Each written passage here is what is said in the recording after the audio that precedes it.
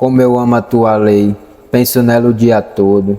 Teus mandamentos me fazem mais sábio que meus inimigos, pois sempre me guiam. Sim, tenho mais prudência que meus mestres, pois vivo a meditar em teus preceitos. Tenho mais entendimento que os anciãos, pois obedeço às tuas ordens. Salmo 119, do verso 97 ao 100. Davi tinha uma Bíblia muito pequena, mas a considerava muito preciosa. A nossa Bíblia é uma grande biblioteca em comparação à de Davi. Sem dúvida, ele a lia e relia e exultava muito no tesouro que encontrava nela. Algumas vezes ouvi pessoas dizerem que desejavam ter registros mais completos sobre a vida de Cristo e, quando descobrem João escrevendo o que ele supôs, que nem mesmo o próprio mundo seria capaz de conter todos os livros que poderiam ter sido escritos acerca do Salvador, elas perguntam por que não temos preservados mais 2 interessantes acontecimentos de seu ministério. Algumas dessas mesmas pessoas não leem o que está preservado e parecem esquecer-se de que a Bíblia é exatamente do tamanho certo, o mais portátil e mais útil, e de que, se tivéssemos uma maior, algumas pessoas poderiam dizer, ela é um livro grande demais para que possamos ler e ter ao nosso alcance. Sejamos gratos pelo fato de a Bíblia ser grande o suficiente para nos fornecer abundância de leitura revigorante para todos os dias do ano, e consideremo-la preciosa, como Davi considerava preciosa a sua porção muito menor. Davi foi um dos que ajudaram a ampliar a Bíblia.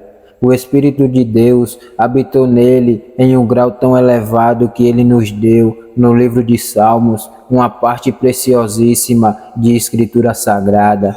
No entanto, ele não desprezou o restante da palavra escrita que possuía. É notável que os santos mais cheios do Espírito de Deus foram sempre aqueles que mais valorizaram as Escrituras. Quando Pedro, cheio do Espírito, estava com os 11 no dia de Pentecostes, o seu sermão consistiu principalmente em citações do Antigo Testamento. O Espírito Santo cita até mesmo os escritos inspirados por ele, para demonstrar o valor que todos nós devemos atribuir à palavra escrita. Algumas pessoas disseram que não precisavam do que estava escrito, pois tinham o Espírito em si para lhes ensinar tudo o que precisavam saber.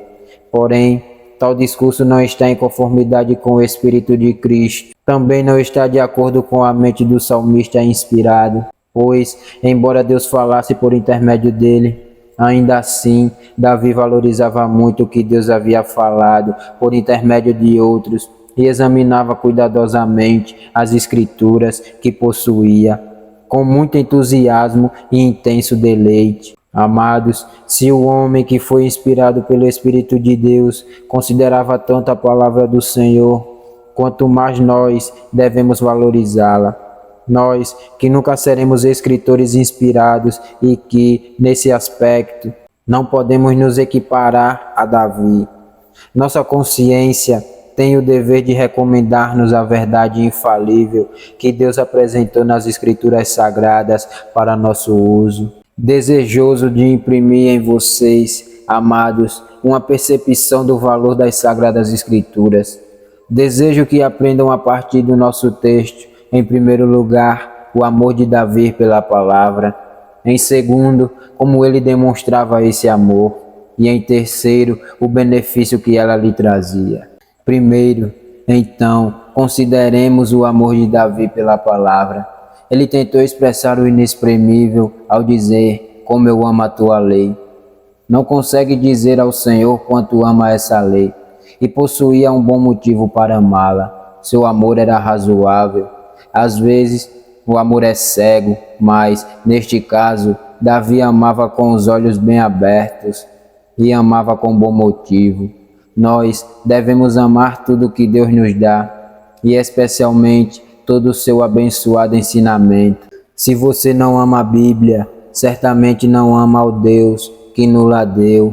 Mas, se você ama a Deus, estou certo de que nenhum outro livro no mundo inteiro poderá se comparar em sua mente ao próprio livro de Deus. Os servos do Senhor voltarão imediatamente seus olhos para onde a caligrafia dele for vista mais claramente. Quando Deus fala, é o deleite de nossos ouvidos ouvir o que ele diz. Além disso, Davi amava a lei do Senhor porque, sendo ela a palavra de Deus, era verdade sólida. Em outros livros, há um pouco de verdade e um pouco de erro, exceto a Bíblia. Mesmo o melhor livro que já foi escrito neste mundo contém erros. Não é possível homens falíveis escreverem livros infalíveis. De alguma maneira ou outra, nós dizemos mais do que a verdade ou menos do que a verdade. O escritor mais habilidoso nem sempre se mantém na tênue linha da verdade, na qual é mais difícil de andar do que no fio da navalha. Porém, as escrituras jamais erram. Eis aqui o lingote de ouro sem uma partícula sequer de liga. Eis aqui a água viva fluindo da rocha e não há nela qualquer impureza. Davi escreveu em verdade: as promessas do Senhor são puras como prata refinada no forno, purificada 7 vezes. Assim é a verdade de Deus que encontramos nas Escrituras. Ora, um homem que preza a verdade ama naturalmente o livro da verdade e, descobrindo-o tão puro, ele exclama: como eu amo a tua lei. Além de ser o livro de Deus e, portanto, ser puro, Davi, sem dúvida, o amava devido à majestosa bondade, à sublime graça de sua revelação. O que a Bíblia nos ensinou, certamente algumas coisas terríveis, porque revelou a ira vindoura, mas também coisas gloriosas, porque revelou o grande substituto, que tomou nossos pecados sobre si mesmo e afastou essa ira de todos os que confiam nele. Quão maravilhosa é a revelação de Deus em Cristo Jesus. Os profetas poderiam muito bem ansiar por ela e os reis desejarem vê-la. Vocês a têm nesse bendito livro de Deus. Vocês têm muito mais da revelação do que Davi teve, porque, embora ele pudesse ver Cristo nos símbolos do Antigo Testamento, vocês podem vê-lo muito mais claramente nos Evangelhos e nas Epístolas do Novo Testamento. O quanto, então, devem amar essa palavra que mostra tão claramente o caminho da salvação por meio do sacrifício expiatório do Filho unigênito e muito amado de Deus. Segurem a Bíblia junto ao seu peito, pecadores arrependidos e perdoados, e digam ao Senhor: como eu amo a tua lei, visto que por meio dessa palavra minhas cadeias foram quebradas e eu fui liberto para sempre. Davi também tinha um bom motivo para adorar a lei do Senhor, visto que ela fora o seu consolo tantas vezes em seus momentos de aflição. E muitos de nós podemos dizer o mesmo. Quantas vezes eu, em tempos de assustadora depressão de espírito, peguei a minha Bíblia e em poucos minutos fui capaz de saltar de alegria na alma e cantar na consciente percepção de reconfortante presença do meu Deus. Peguem apenas um texto adequado à ocasião, aplicado ao coração com poder pelo Espírito Santo e, independente de onde vocês estiverem, terão a certeza de serem felizes. Poderiam estar em uma masmorra como Paulo e Silas, marcados pelo açoite, mas cantariam como eles fizeram e fariam seus companheiros de prisão ouvi-los. Se vocês conseguirem apenas ter o texto correto, aplicado à sua alma pelo Espírito Santo, isso será precioso à sua alma nos momentos de mais profunda angústia, e será como uma estrela iluminando a sua noite mais escura. Eu poderia continuar assim por um longo tempo, mostrando-lhes que Davi tinha bons motivos para amar a lei do Senhor, mas provavelmente vocês acreditam nisso tanto quanto eu. Então me contentarei em lembrar-lhes de que ele a amava por completo. Ele diz: como eu amo a tua lei. Ele quer dizer não apenas uma parte, mas toda ela. Caro amigo, se houver algum texto das Escrituras do qual você discorde, é melhor se submeter a ele imediatamente. Se você não está totalmente de acordo com a palavra de Deus, você está errado e não ela. Há algumas passagens das Escrituras que certos irmãos e irmãs não se preocupam em ler, pois não correspondem aos seus pontos de vista. Há alguns comentários que parecem ter sido escritos sob o princípio de distorcer o texto até o formato aprovado pelo comentarista. E receio que todos tenham participado de tentativas para fazer a palavra de Deus dizer o que pensamos que ela deveria ter dito, conforme o nosso sistema de divindade. Não façam isso, irmãos e irmãs. Precisamos desistir de tentar consertar as Escrituras e dizer ao Senhor como eu amo a tua lei. Eu a amo demais para desejar alterar uma única letra dela. Um irmão não gosta da doutrina da eleição, outro gosta da doutrina da soberania divina, mas não gosta da doutrina da responsabilidade humana e não consegue suportar exortações e pecadores para que se arrependam e creiam no Evangelho. Bem, irmãos, não importa o que vocês gostam ou não, se as doutrinas estão na palavra de Deus, é melhor se decidirem a gostarem delas, porque elas não serão retiradas para lhes agradar. Vocês não podem dobrar a Bíblia em sua mente. Muito melhor seria inclinarem a sua mente à Bíblia e dizer: como eu amo a tua lei. Suas doutrinas, seus preceitos, suas promessas, as ordenanças que ela me impõe, as advertências que ela me apresenta, as exortações que ela me faz. Amem toda a Bíblia, desde o início de Gênesis até o fim de Apocalipse, e estejam preparados até mesmo para morrer, do que para abrir mão de meio versículo dela. A parte disso, Davi sempre a amava. Acredito que poderíamos ler sua declaração no tempo passado e ainda assim dar o sentido do original. Como eu tenho amado a tua lei. Ele é um santo que sempre ama a palavra de Deus. Ouvimos falar de alguns que liam suas Bíblias no domingo, mas as guardavam em uma gaveta com um raminho de lavanda a semana toda. Esse não era o plano de Davi. Ele poderia dizer: como eu amo a tua lei. Penso nela o dia todo. E sem dúvida, ele quis dizer todos os dias da semana. Nós precisamos amar a palavra de Deus quando estamos trabalhando e agir em conformidade com ela ali. E amá-la em nossas famílias e agir em conformidade com ela ali. Amar a Bíblia no estudo como um livro para começar é bom, mas não é bom terminar assim. Precisamos amar a palavra de modo a vivermos em conformidade com ela, onde quer que possamos estar. Em qualquer empresa, se for correto você estar lá.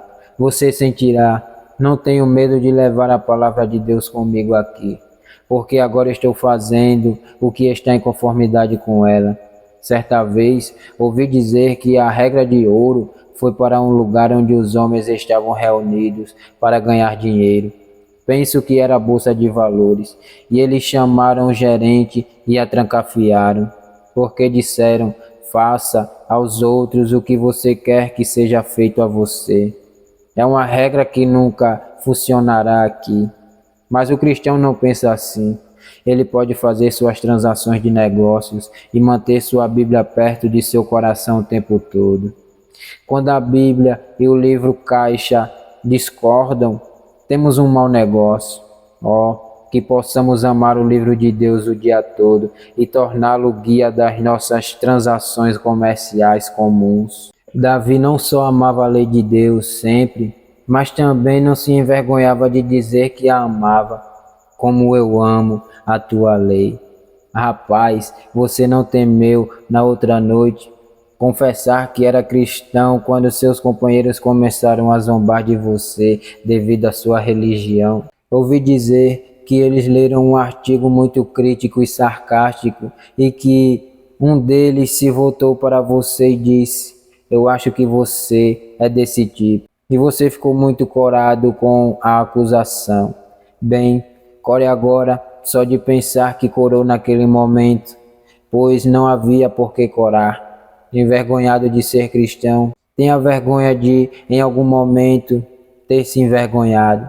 Davi disse: como eu amo a tua lei. Ele não se importava com quem o ouvia, e se o nosso coração estiver correto com Deus, não nos envergonharemos de nos levantar, mesmo que estejamos sozinhos, e confessar a Cristo. Geralmente, as minorias estão certas e as multidões correm para fazer o mal. Muitas vezes, vox populi, a voz do povo, não é vox dei, a voz de Deus. Mas frequentemente, ela é a voz do diabo e não a voz de Deus. É digno de ser chamado homem aquele que se atreve a fazer o que é certo, independentemente do que os outros possam fazer ou dizer. Como eu amo a tua lei. Disse Davi, para que todos os homens soubessem que ele estava apaixonado pela lei do Senhor até o máximo imaginável. Agora, porém, em segundo, como ele demonstrava o seu amor. Ele diz: penso nela o dia todo. Talvez alguma pessoa insensível diga: suponho que Davi não tinha o que fazer, exceto sentar-se e ler a sua Bíblia. Ele tinha de lutar contra filisteus e governar um reino, e com tanto para fazer que suas mãos estavam sempre ocupadas. Alguém pergunta, então, como ele meditava todo dia. Bem, frequentemente, os homens mais ocupados são os que mais meditam, porque ociosidade e meditação não são geralmente companheiras muito próximas. Um homem ocioso costuma ter pensamentos ociosos, mas o homem ocupado, quando consegue pensar, ocupa sua mente com pensamentos que valem a pena. Ora, se nós amamos a palavra de Deus como Davi a amava, meditaremos sobre ela todo dia, como ele. De que maneira faremos isso? É um plano admirável direcionar seus pensamentos para algum texto das Escrituras antes de sair do quarto pela manhã. Isso nutrirá a sua meditação durante todo o dia. Busque sempre a face de Deus antes de ver a face de outra pessoa. Tranque seu coração pela manhã e entregue a chave a Deus. E mantenha o mundo fora de seu coração. Tome um texto e coloque-o em sua língua como uma bolacha feita com mel e deixe-o derreter na boca o dia todo. Se você fizer isso e meditar sobre isso, ficará surpreso ao perceber como os diversos acontecimentos da vida ajudarão a descortinar aquele texto. Se aquele texto em particular não parecer adequado a alguma ocasião especial, retire-se para um lugar calmo e escolha outro. Apenas deixe sua alma estar plena da palavra de Deus, que em todos os intervalos e espaços que você puder pensar nela, a palavra de Deus que habita ricamente em você possa aflorar em sua mente e tornar sua meditação doce e proveitosa. Receio que não haja muitos cristãos que meditem sobre a palavra nos dias de hoje. A meditação parece ter saído da moda, porém, se vocês não meditarem sobre o que lerem, poderão também ler algum livro comum, por todo o bem que sua leitura lhe trouxer. É inútil apressar-se na leitura das Escrituras, como um homem que anda por um campo de milho maduro. É inútil tentar fazer uma boa colheita dessa maneira, para extrair das Escrituras o que elas têm de melhor. Vocês precisam meditar sobre elas e assim digeri-las, exatamente como viram o gado deitar-se para ruminar após comer. Para obter o alimento de um texto, revirem-no em sua mente, ruminem sobre ele, separem-no palavra por palavra. Às vezes, é bom não ser capaz de ler rapidamente, para que, como o pai Tomás, personagem do livro A Cabana do Pai Tomás, de Beecher Stowe, seja preciso soletrar um texto, letra por letra. N-A-O-T-I-O, não. D-E-I-X-E, deixe. Q-U-E, que. Não deixe que. S-E-U, seu. C-O-R-A-C, cedilha, A, tio, coração. FIQE, fique. AFLITO, aflito. Seu coração fique aflito. Essa é a maneira de absorver a doçura que há no texto. Frequentemente, um texto das Escrituras é como uma macieira com abundância de frutos maduros, e estamos sob essa árvore. Deem uma sacudida, irmãos e irmãs, agitem-na até o fruto maduro cair. Davi provou seu amor à lei do Senhor, meditando sobre ela. Talvez vocês pensem que isso fosse um trabalho muito tedioso, mas estou certo de que não foi. Nem vocês pensarão isso se eu lhes contar sobre o que ele meditava. A palavra de Deus era uma carta de seu pai. E, se alguma vez seu pai esteve em um país distante, vocês sabem como valorizavam uma carta dele. Boa esposa, se seu marido foi fazer uma longa viagem marítima e lhe escreveu, quantas vezes você leu a carta que ele lhe enviou? Eu não a vi, alguns dias atrás, quase rasgada, visto que a carregou no bolso desde que a recebeu. Ninguém mais sabe o quão preciosa essa carta é para você, pois ninguém mais tem um relacionamento tão próximo com o escritor como você. A Bíblia contém o retrato do nosso mais verdadeiro e melhor amigo. Eu os vi olhar uma fotografia à semelhança de sua querida mãe, que está no céu, ou de um filho querido, ou de alguém ainda mais precioso, porque gosta de olhar para aquele rosto. E uma razão pela qual amamos ler a Bíblia e meditar sobre ela é que ela contém um retrato muito realista de Cristo. A Bíblia é também a carta de liberdade do cristão. Ele já foi escravo, mas agora está livre por intermédio do bendito emancipador revelado nesse livro. A Bíblia é o título de propriedade de nossa herança celestial. A Bíblia é a nossa patente de nobreza, pois nela lemos que somos feitos reis e sacerdotes para Deus. A Bíblia é o nosso mapa pelo qual trafegamos com segurança através dos pântanos da vida. A Bíblia é o nosso talão de cheques. Nós vamos a ela e sacamos as promessas no banco do céu. Nós as preenchemos e apresentamos diante de Deus em oração. E temos o que queremos dele quando pedimos em nome de Jesus. A Bíblia é para nós o telescópio por meio do qual avistamos a cidade celestial, para onde estamos viajando. Eu poderia continuar cantando os louvores deste livro abençoado por muitas horas, mas com certeza lhes dei razões suficientes para fazermos dele o tema de nossa meditação todo dia. Eu me pergunto, quantos de nós fazemos isso? Se eu dissesse, levantem as mãos, todos que têm uma Bíblia, as mãos de todos se levantariam aqui. Suponho que ninguém aqui esteja sem uma Bíblia. Porém, se eu perguntasse quantos aqui meditam nas Escrituras constantemente, como hábito e prazer, que respostas eu receberia? Bem, não vou lhes fazer essa pergunta, mas deixar que cada um pergunte a si mesmo e se julgue a respeito sob o olhar de Deus. Em terceiro, temos de perguntar qual benefício Davi recebeu por amar a lei do Senhor. Ele lia e amava tanto a Bíblia que recebeu algum benefício com isso. Qual foi esse benefício? Ele nos diz ter ficado mais sábio do que 3 tipos diferentes de pessoas. Primeiro, ele se tornou mais sábio do que os seus inimigos. Segundo, ele teve mais entendimento do que todos os seus mestres. E terceiro, ele tinha mais entendimento do que os anciãos. Estas são 3 das bênçãos que receberemos ao meditar sobre a Bíblia. Primeira, seremos mais sábios do que os nossos inimigos. Deus havia ensinado a Davi o significado das Escrituras e, por sua meditação diária sobre elas, o salmista havia se tornado mais sábio do que os seus inimigos.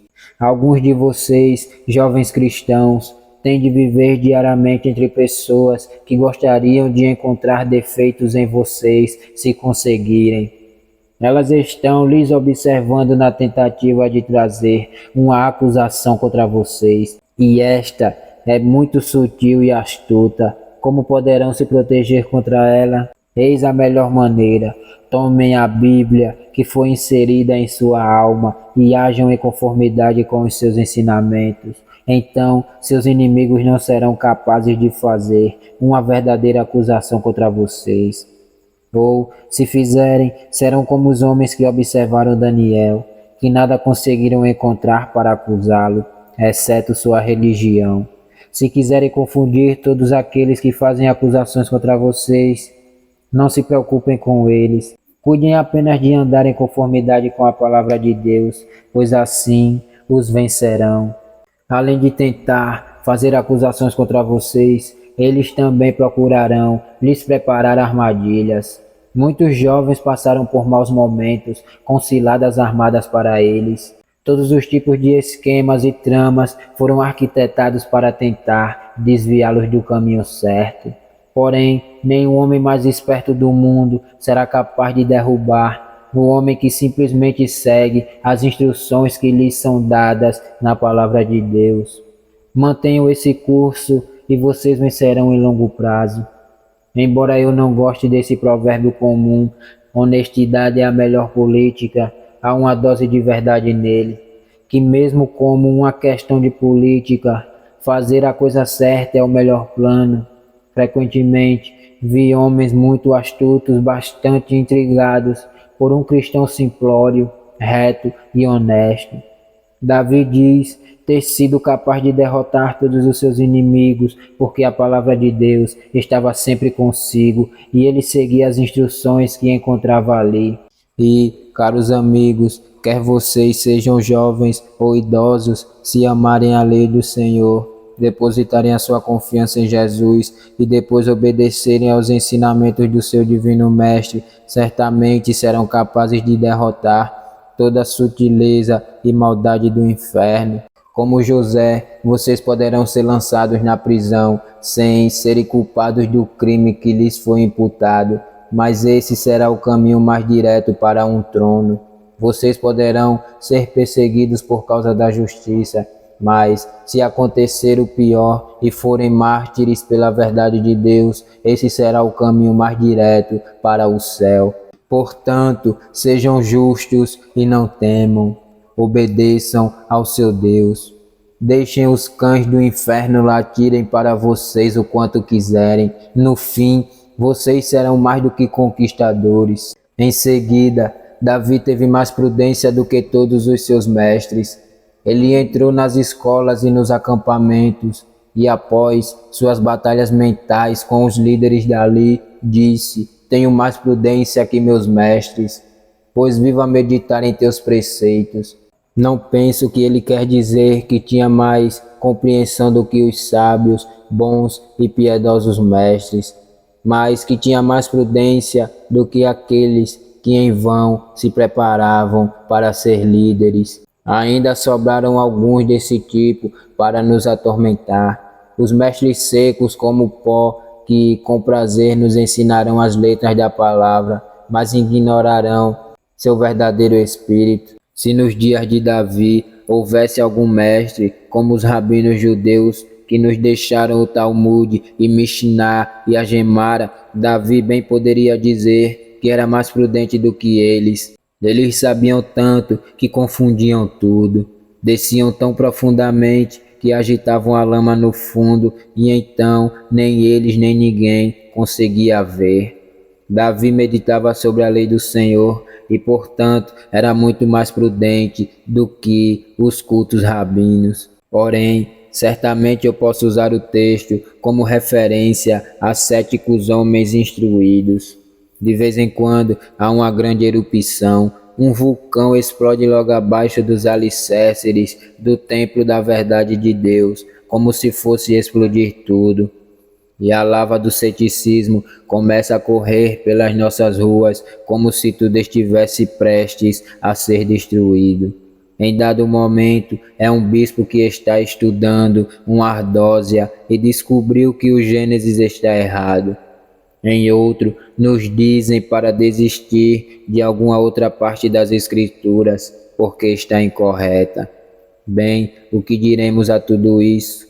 Ora, que temos mais prudência do que todos esses mestres céticos ao meditarmos nos estatutos de Deus. Podemos não saber como responder a todas as perguntas deles, mas sabemos como lhes fazer perguntas que eles não conseguem responder.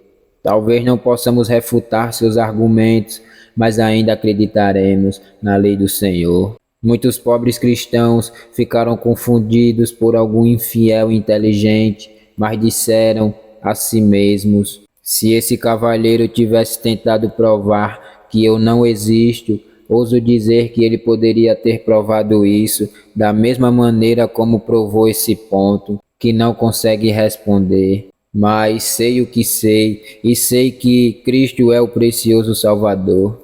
E como li sobre ele em sua palavra, assim descobri por experiência própria a palavra do Senhor, e a minha experiência concordam.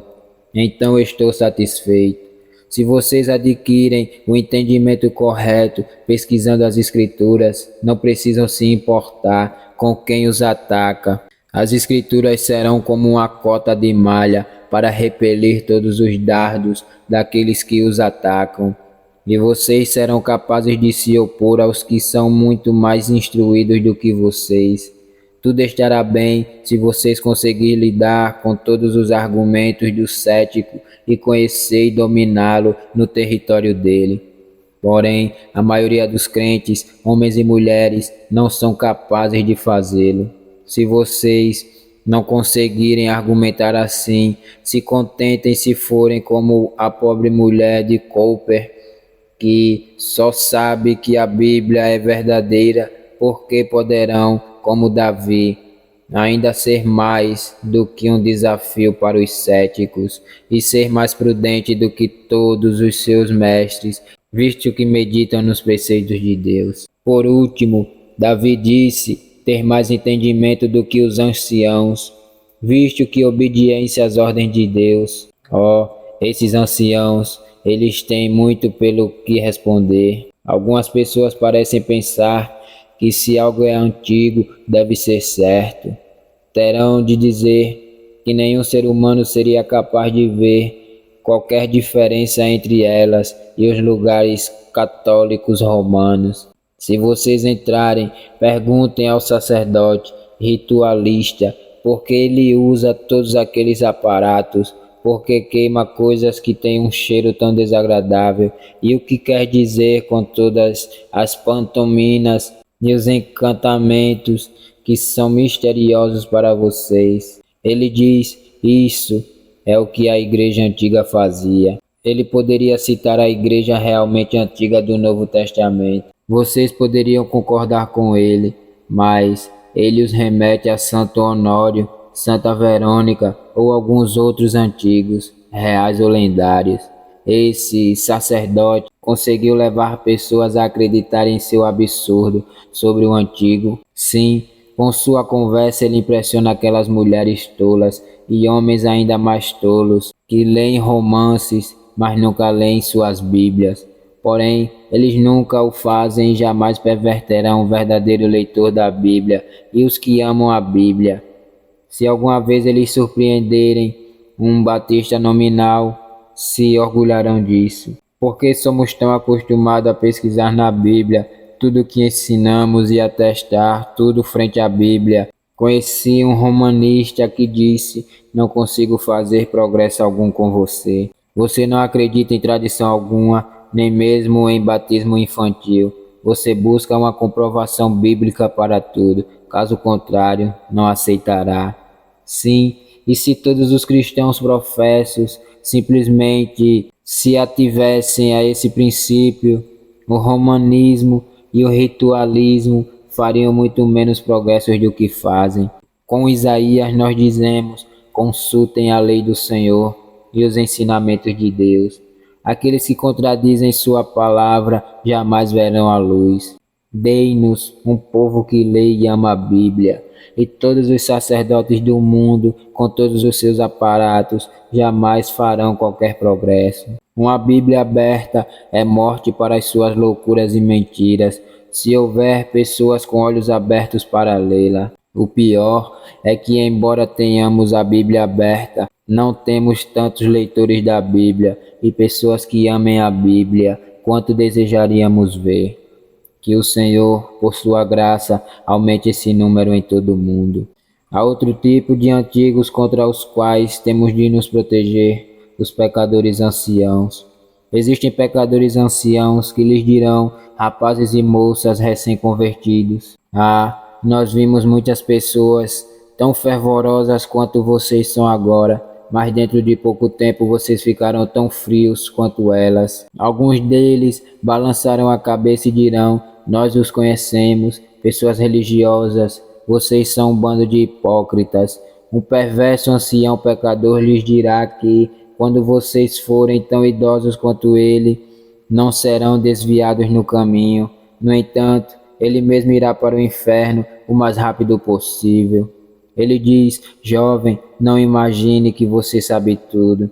Eu tive mais experiência do que vocês, sei uma ou duas coisas que valem a pena saber. Tive um ancião desse tipo na minha congregação, em Walter Beck, um homem com quase 70 anos, cuja vida inteira tinha sido de maldade e pecado.